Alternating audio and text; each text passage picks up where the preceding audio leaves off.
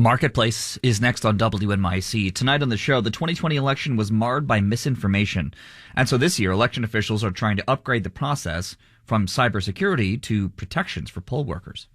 We made it a felony to harass or intimidate election workers and poll workers. Anti-doxing legislation was important. And so we're making election workers feel safe in the environment in which they're working.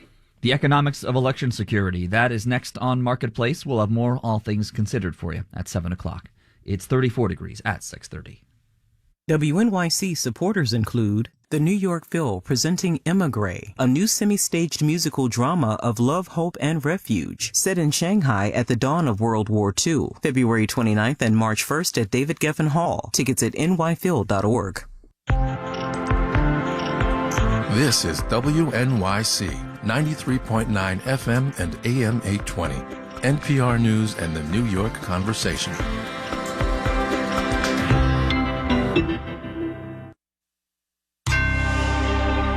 Marketplace is supported by C3 Generative AI, verified traceable answers, secure, hallucination-free, LLM-agnostic, IP liability-free. Learn more at c3.ai. On the program today, corporate profits, but, you know, the interesting kind. From American Public Media, this is Marketplace.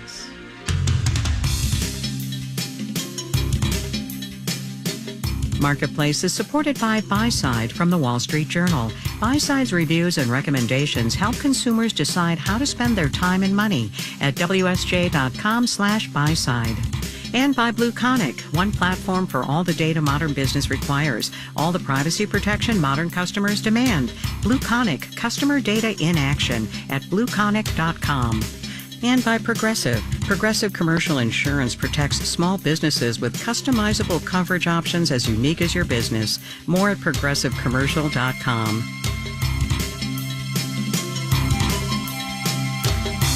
In Los Angeles, I'm Kai Risdell. It is Tuesday today. This one is the 20th of February. It's good as always to have you along, everybody. We are, in fact, going to talk about some corporate earnings reports on the program today. Not the bottom lines or the EBITDAs or the earnings per share, but the things you can learn about this economy from corporate America. Walmart reported stronger than expected sales in its fourth quarter this morning, noting that it continues to gain market share as consumers continue to go looking for deals on groceries and, you know, everything else. But the good news for the company from Bentonville did come with a note of caution for the economy, because for the first time in 2 years, shoppers both in-store and online were spending less on each order. Total dollar sales were up, yes, because there were more shoppers returning more frequently. But if consumers stay thrifty, that could have all sorts of implications for all sorts of retailers. Marketplace's Megan McCarty-Carino starts us off. There's a big reason consumers might be spending less on average each time they shop, says retail analyst Arun Sundaram at CFRA Research. We're seeing deflation in some categories. Especially staples like eggs, lettuce, and tomatoes. They cost less than they did a year ago, while many others are growing in price, though at a much slower pace. So lower prices, lower spending.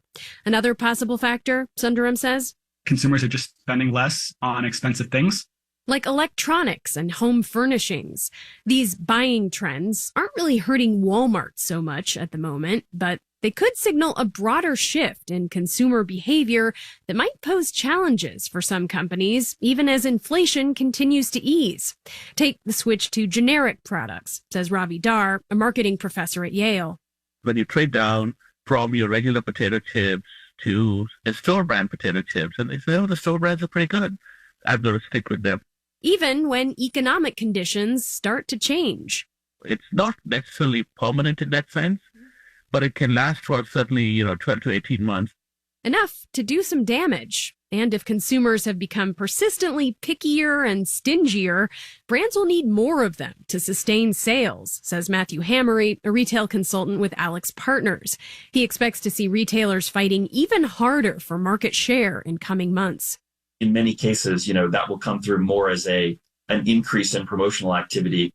Think over-the-top deals like buy 2, get 3 free discounts on soda.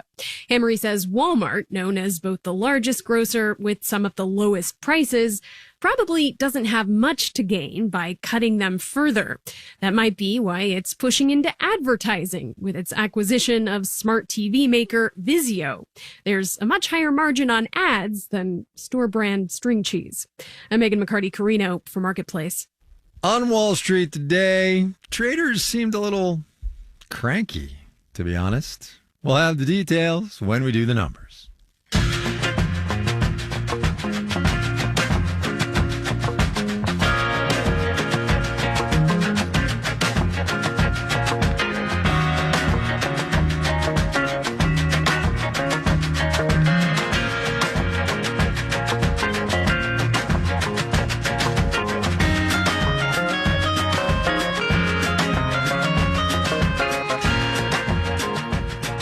One of the big pandemic changes in this economy, and something we've covered, a lot, especially when it first started happening, is that Americans are leaving expensive coastal cities and moving to places that are cheaper.